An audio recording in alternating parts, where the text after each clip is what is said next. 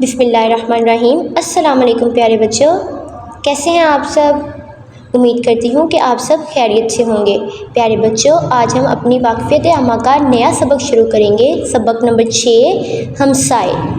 اس سبق کو پڑھنے کے بعد آپ اس قابل ہو جائیں گے کہ جان سکیں ایک ہی علاقے میں رہنے والے بہت سے خاندان مل کر ہمسائے بنتے ہیں۔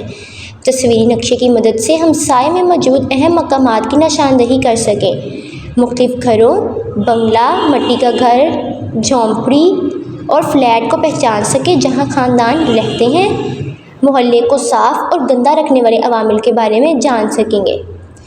پیارے بچوں، آج ہم اس سبق میں پڑھیں گے کہ سعد اور رضا دوست ہیں، دونوں ایک محلے میں رہتے ہیں اور ایک دوسرے کے ہمسائے ہیں۔ اور ہمسائے وہ ہوتے ہیں جب ایک ہی جگہ پر بہت سے خاندان رہیں تو وہ ایک دوسرے کے ہمسائے بن جاتے ہیں۔ ہمسائے ایک دوسرے کا احترام کرتے ہیں، ایک دوسرے کے کام آتے ہیں۔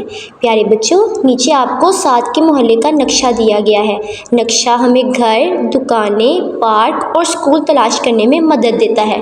پیارے بچوں، یہ سعد کا گھر ہے۔ سعد کے گھر میں 4 کمرے، ایک باورچی خانہ، ایک غسل خانہ اور ایک صحن بھی ہے۔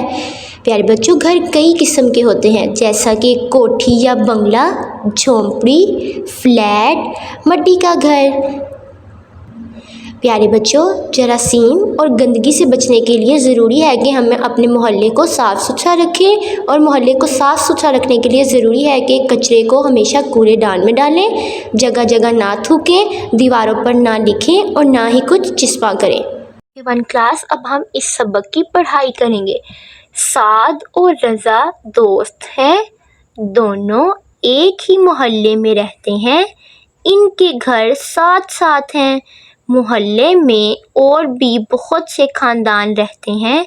ایک محلے میں رہنے والے لوگ ہمسائے کہلاتے ہیں۔ سب ہمسائے ایک دوسرے کا احترام کرتے ہیں، ایک دوسرے کے کام آتے ہیں۔ آئیے سعد کے محلے کا نقشہ دیکھیں۔ اسی طرح 1 کلاس، آپ نے اس سارے سبق کی پڑھائی کرنی ہے، اوکے؟ 1 کلاس، اس سبق سے کچھ اہم نکات لیے گئے ہیں۔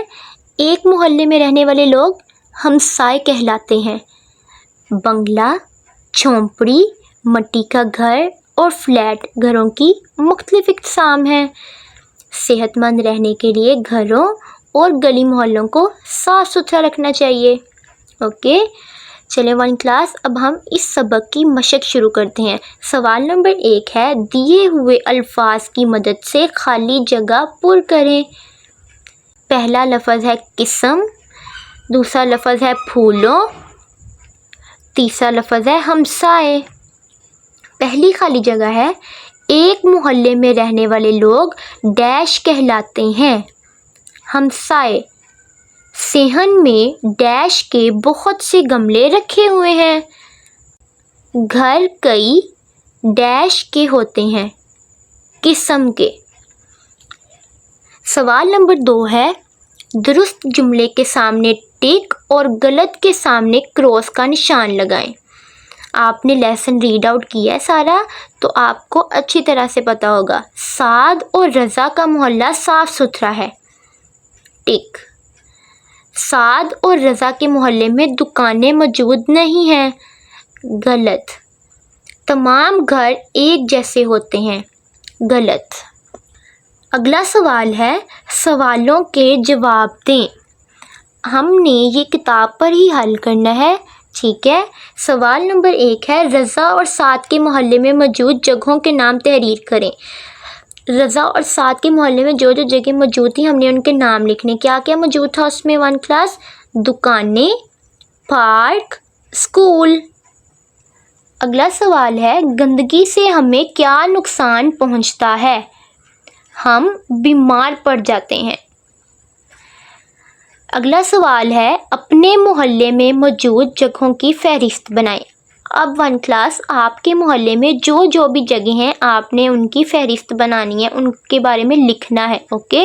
جیسے کہ دکانیں، مکان، اسکول، پارک۔ اگلا سوال ہے، آپ کے گھر میں کتنے کمرے ہیں؟ 4 کمرے۔ اگلا سوال ہے دیے ہوئے نقشے میں مختلف جگہوں کے نام تحریر کریں۔ پیارے بچوں نیچے آپ کو ایک محلے کا نقشہ نظر آ رہا ہے، اس میں مختلف جگہ موجود ہیں، آپ نے ان کے نام تحریر کرنے ہیں۔ جیسے کہ یہ کیا ہے؟ مسجد، تو آپ نے نیچے خالی خانے میں اس کو لکھنا ہے۔ اگلا سوال ہے آپ اپنے محلے، اسکول اور گھر کو کس طرح صاف ستھرا رکھ سکتے ہیں، اس کی فہرست بنائیں۔ آپ نے اپنی کمرہ جماعت کے لیے ایک پیارا سا چارٹ بنانا ہے۔